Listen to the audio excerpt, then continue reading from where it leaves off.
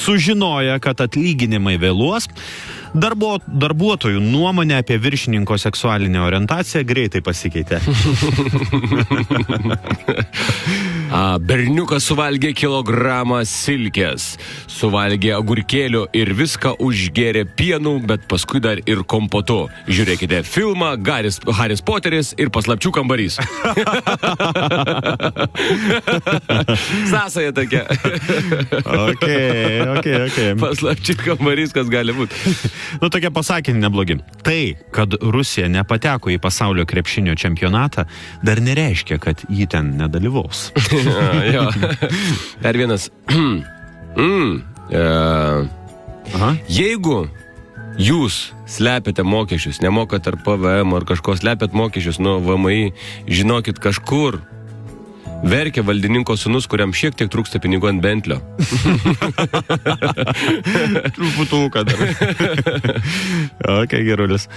Šiandien, žinokite, yra švenčiama oficiali moters diena. Na, taip, ji turėtų būti švenčiama kovo 8, bet taip jau nutiko, kad moteris nespėjo susiruošti.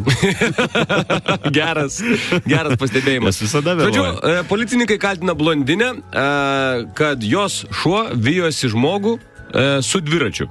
Blondinė sako, jūs ką iš manęs tyčiojatės? Mano šuo vijosi žmogų su dviračiu, ne? Jūs ką durnesat, jūs už ką mane laikot, mano šuo jokio dviračio neturi. Geras. Su dviračiu. Okay. Sakykite, kaip jums pavyko pirmoji operacija, klausė profesorius pradedančio chirurgo. Operacija? Aš maniau, kad tai skrudimas. Dar vienas. Šefas atvažiuoja į darbą su nauja mašina. Visi prie langų prilipę.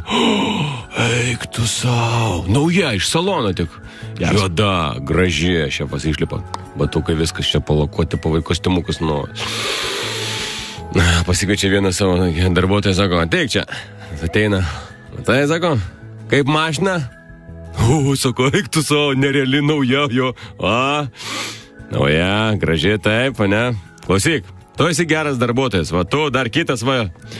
Jeigu jūs jau kokius 2-3 metus to taip gerai pavarysit, nuo ryto iki vakaro, kartais ir savaitgaliai su viršvalandžiais, jau po poros metų, blembački, žadu jums dar geresnė.